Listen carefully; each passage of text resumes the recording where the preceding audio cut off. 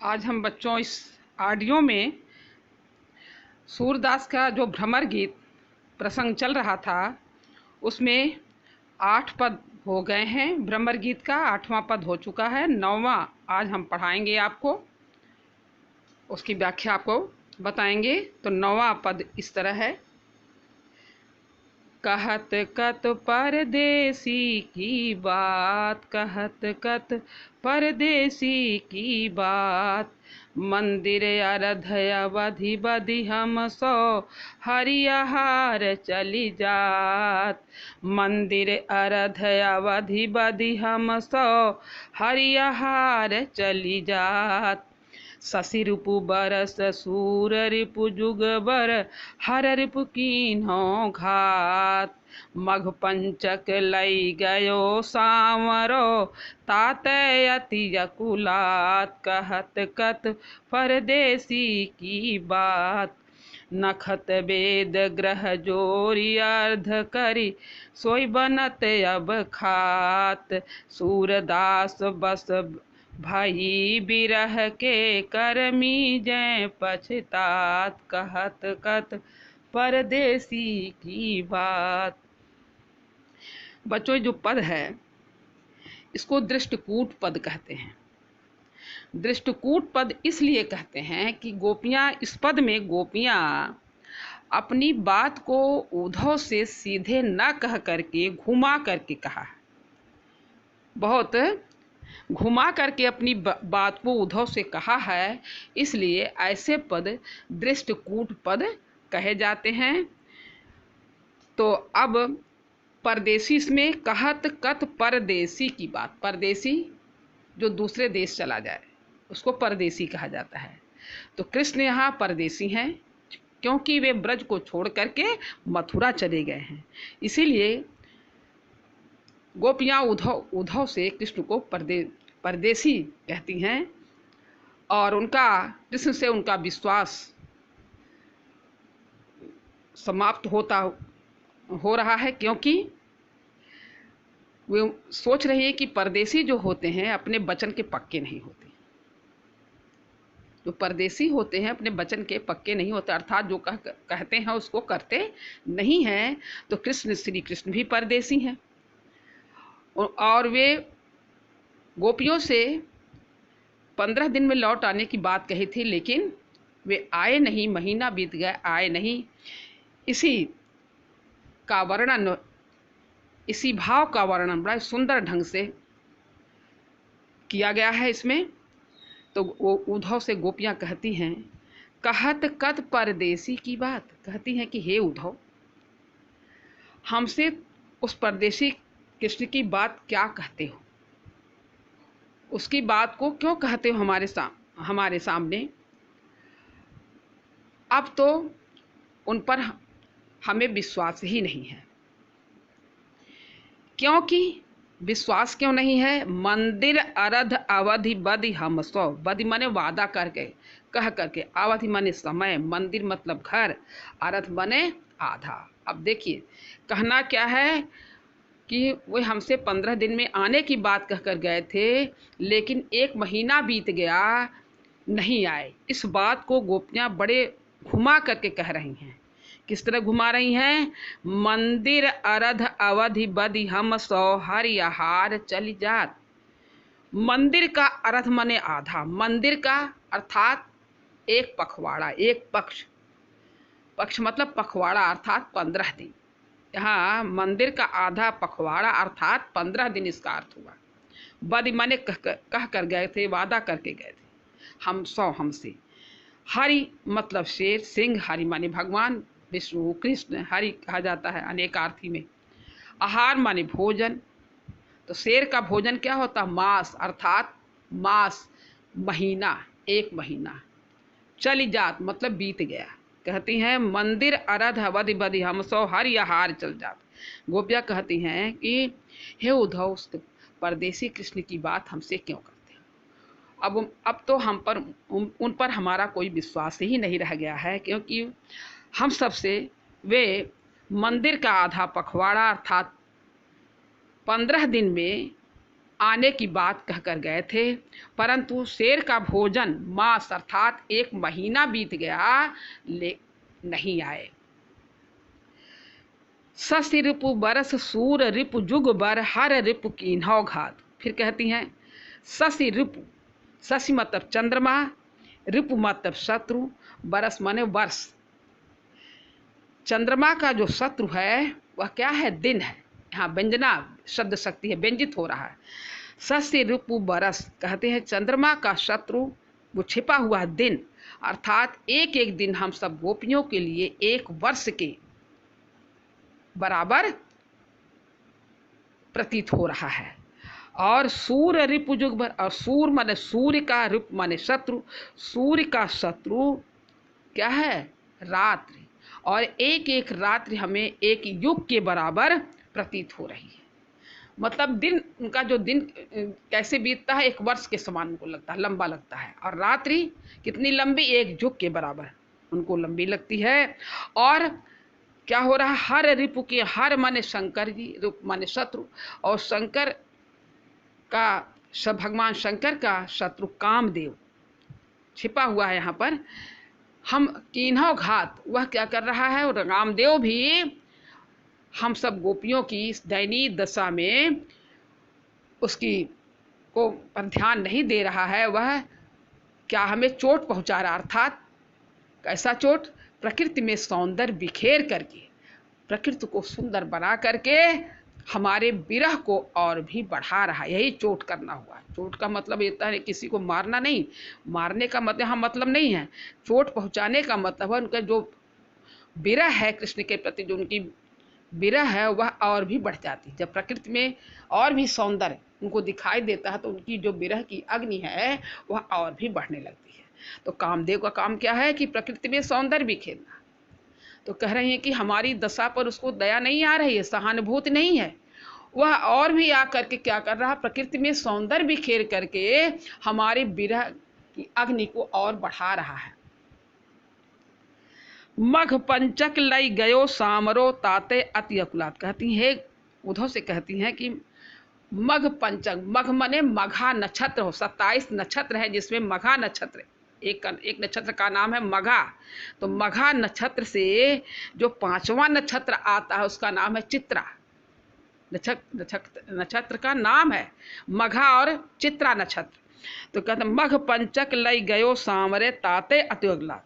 सीधी बात तो नहीं कह रही, उनको कहना साधारण बात यही है कि हमारे चित्त को भगवान श्याम श्री कृष्ण अपने साथ ले गए हैं, इसलिए हम सब गोपियां बहुत व्याकुल हैं। इस बात को इस तरह कह रही हैं कि मघ पंचक लई गयो सांवरे।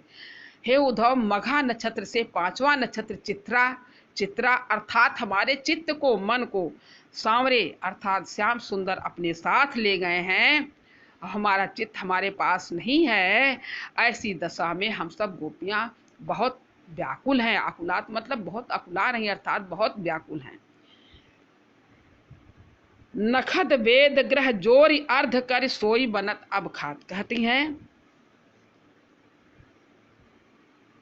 27 नक्षत्र, 4 वेद, नखत वेद कितने नक्षत्र हैं? 27 नक्षत्र, 4 वेद और 9 ग्रह, इसको जोड़ लिया जाए। जोड़ माने इसको जोड़ करके 40 हुआ। 40 को आधा अर्ध कर, 40 जो होता है योग, जो 40 आया 40 का अर्ध कर, उसका आधा करने पर 40 का आधा 20 अर्थात 20 जहर। अब हम सब गोपियों को का अंतिम यही उपाय है कि अब हम सब गोपियां विष को खा करके अपने प्राणों का अंत कर दें। अब यही एक रास्ता, यही एक मार्ग हम सब गोपियों के लिए बचा है। सीधी बात यह है कि अब हमारी दशा इतनी दयनीय हो गई है कि अब हम जहर खा करके अपने प्राणों का अंत कर देंगे। इस बात को उन्होंने घुमा करके कहा है कि नखत वेद 27 नक्षत्र, 4 वेद, 9 ग्रह जोड़ करके 40 हुआ। 40 का आधा 20 अर्थात विष जहर को खा करके हम सब अपने प्राणों का अंत कर दें। यही रास्ता हमारे लिए अब अंतिम बचा है। सूरदास बस भई बिरह के कर मींजे पछतात। गोपियां, सूरदास जी कहते हैं गोपियां उद्धव से कहती हैं कि हे उद्धव, अब हम सब गोपियां विरह के वशीभूत हो गई हैं। अब विरह का अधिकार हमारे शरीर पर हो गया है, उसी के वशीभूत हो गई हैं और अपने पश्चाताप करती हैं और अपने हाथों को मलते, कर मीज कर मने हाथ, कर मने किरण, कर माने हाथी का सूंड भी होता है, कर माने टैक्स होता है अनेकार्थी में।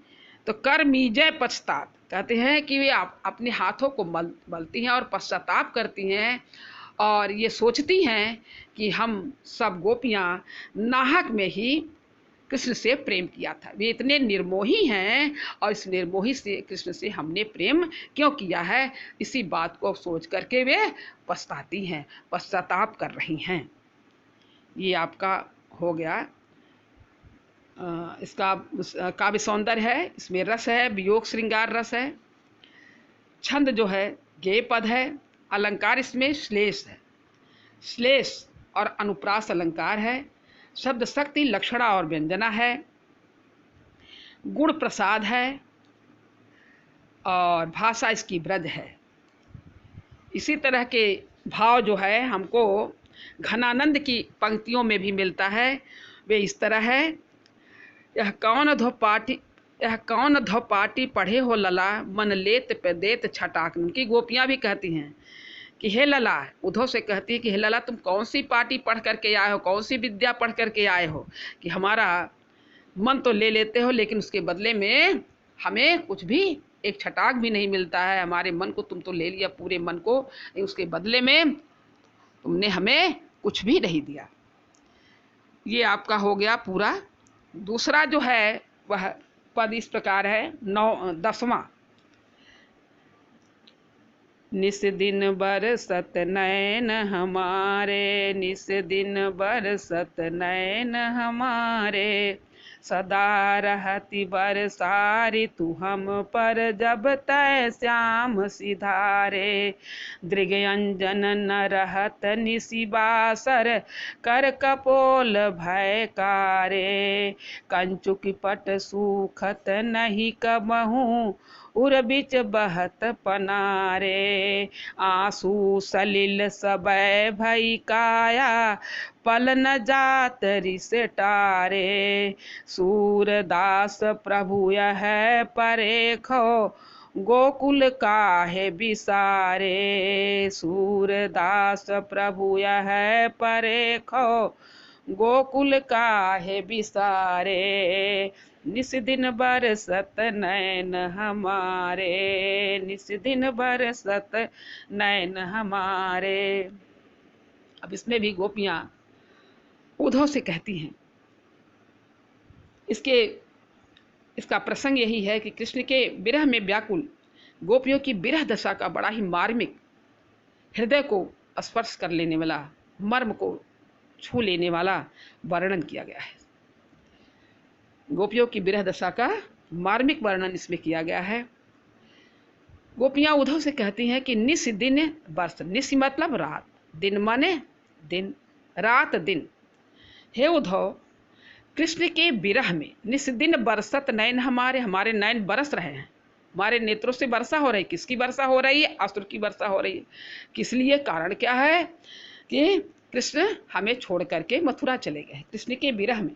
तो गोपियां उद्धव से कहती हैं कि हे उद्धव, कृष्ण के विरह में हमारे नेत्रों से रात दिन आंसू बरसते रहते हैं। निस दिन बरसत नैन हमारे, रात दिन, निस मतलब रात, रात दिन आंसू बरसते रहते हैं।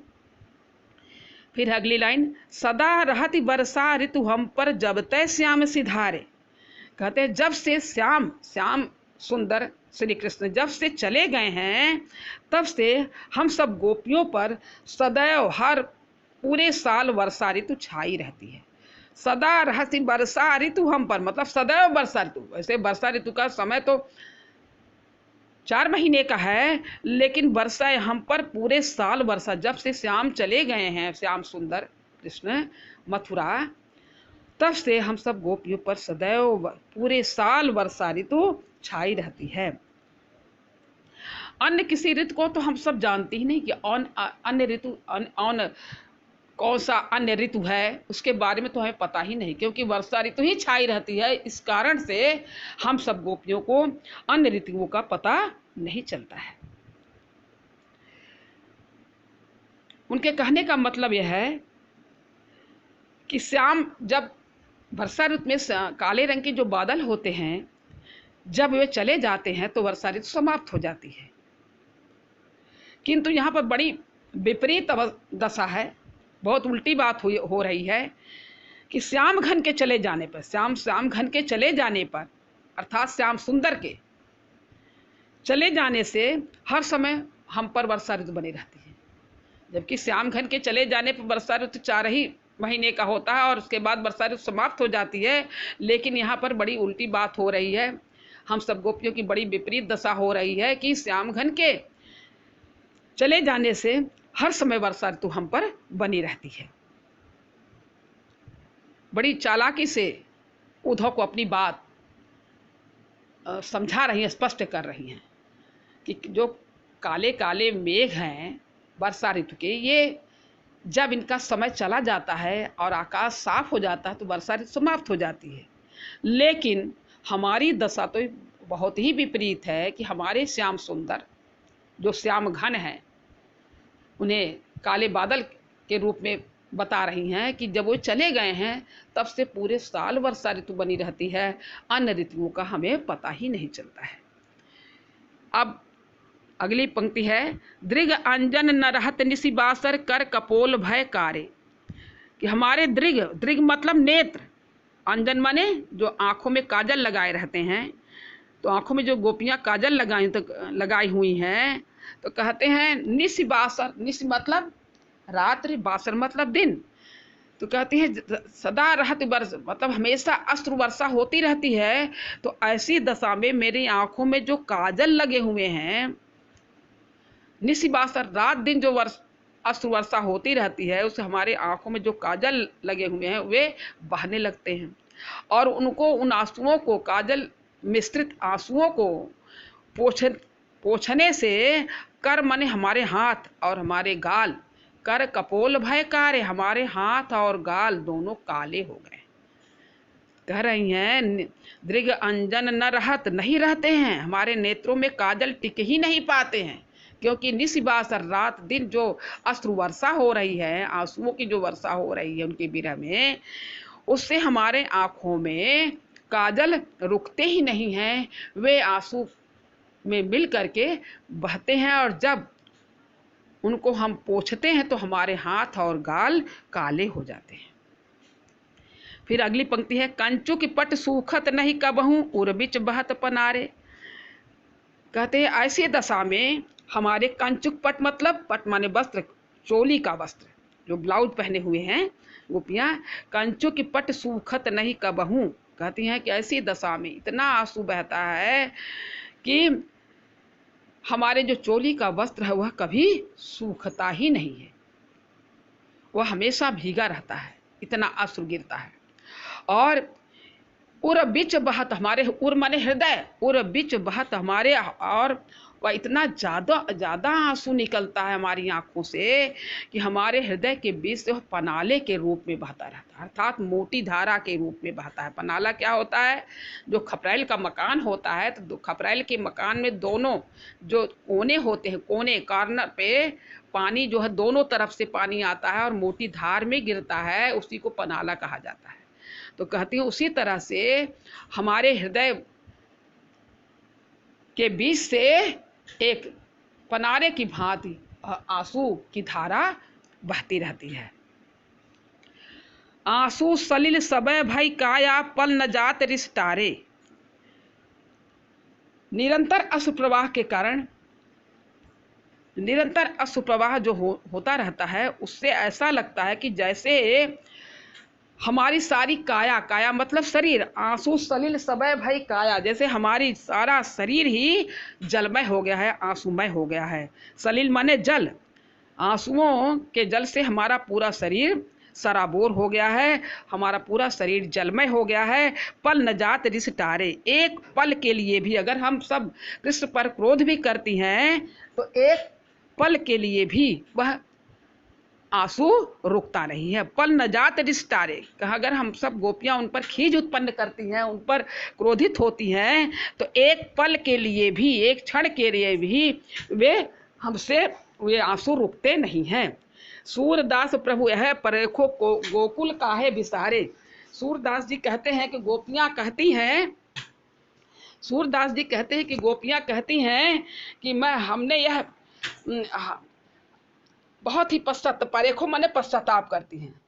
गोपियां, सूरदास जी कह रहे हैं कि गोपियां इतना पश्चाताप करती हैं और ये सोचती हैं कि कौन सा ऐसी हमसे अपराध, कौन सी हमसे ऐसी गलती हो गई है जो भगवान श्याम सुंदर कृष्ण गोकुल को विसार दिए हैं, गोकुल को भुला दिए हैं। यह आपका हो गया। अब इसमें काव्य सौंदर्य है, इसमें रस वियोग श्रृंगार रस है, और रस हो गया, छंद गेय छंद है, और अलंकार इसमें है, विभावना अलंकार है, बिना कारण के कार्य हो रहा है इसलिए विभावना अलंकार है, और अतिशयोक्ति अलंकार बहुत बढ़ा चढ़ाकर वर्णन किया गया है। रस छंद अलंकार हो गया, और भाषा ब्रज है, शब्द शक्ति लक्षणा है, और शैली मुक्तक ही है। ये आपका काव्य सौंदर्य हो गया, ये आपका यहाँ पर पूरा हो गया।